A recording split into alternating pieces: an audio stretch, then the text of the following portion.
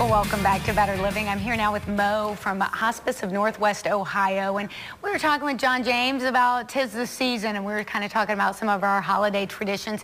'Tis the season a lot of times where people start to notice perhaps that a family member is maybe not doing so well, or there's a decline there, isn't it? When you're all together as a family. It's true. Family comes together at the holidays, and it is a time where you might just notice that things are changing a little bit. And so we do tend to get more calls at this time of year. What are some of the things we can do? I guess, first of all, what are some of the things maybe we should be observing? What are some things we should be looking for? Well, obviously, if we're living with someone who has an illness and it seems like there's some changes going on or there's some decline, I mean, that's something that can be, something to really pay attention to. We're known primarily at hospice for dealing with people who have terminal disease, but we have other services as well. There are many people who are living with chronic conditions, with symptoms that can be really difficult to manage. And we have a program now called Sincera, which is a palliative care program where we have physicians, advanced practice nurse, social worker who can go in and work with the patient and family and act as a consultation to the physician to help with symptom management. And that really is, not related to someone who has terminal illness. It's a chronic condition. So we like to think about it as being sort of a continuum of care. People who come for hospice services obviously have a terminal condition with a limited life expectancy. But the chronic condition out ahead of that can really be difficult to live with. And sometimes, a family will notice that things are changing, and this can be a service that can be a really good source of support. Well, and you want your family member to have the best life possible while they have that, whether it's a chronic condition or whether it is a, short term and that they have a reason to be in hospice care. If you are caring for somebody who has whether it's a chronic condition or a terminal condition, that can be exhausting. And this time of year, I think, just magnifies that. It just turns it up. Yeah. The caregiver, the person who's providing the care for the person who's ill, really can be neglected or neglect themselves. Sure. And, just simply because they're so focused on providing care to the person who is ill. And there are services and support available for people who are taking care of someone who's ill.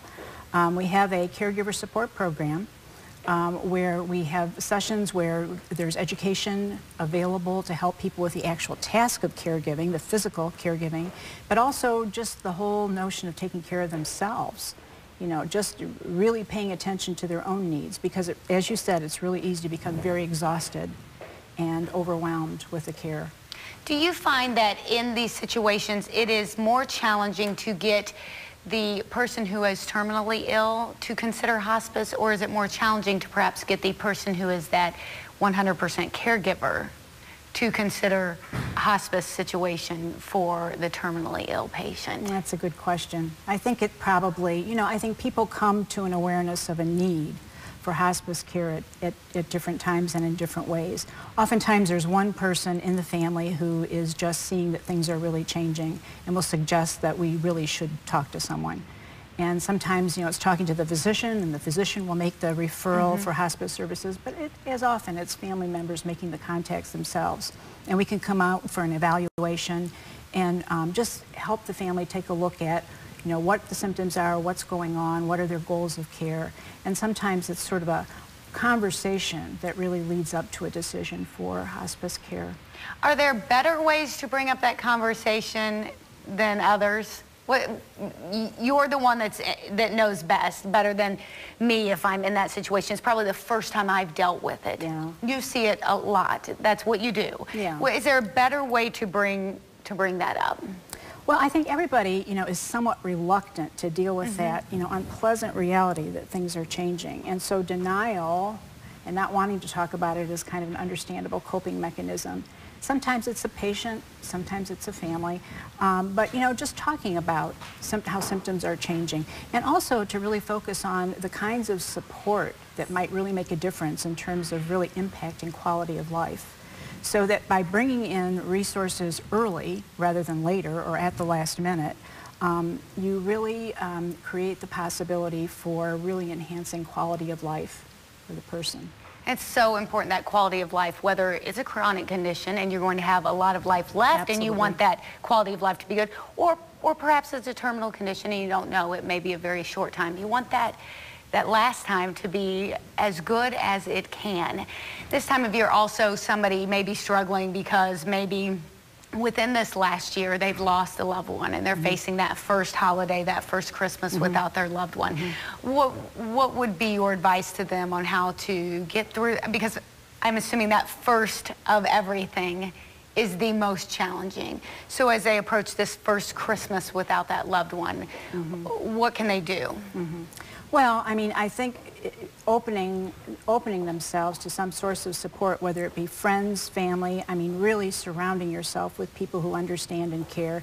And of course, at hospice, we do have resources available and services available for people who are grieving.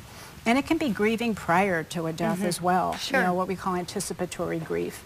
You know, really kind of looking forward to the fact that the person is declining and will soon be dying. Or certainly after the death.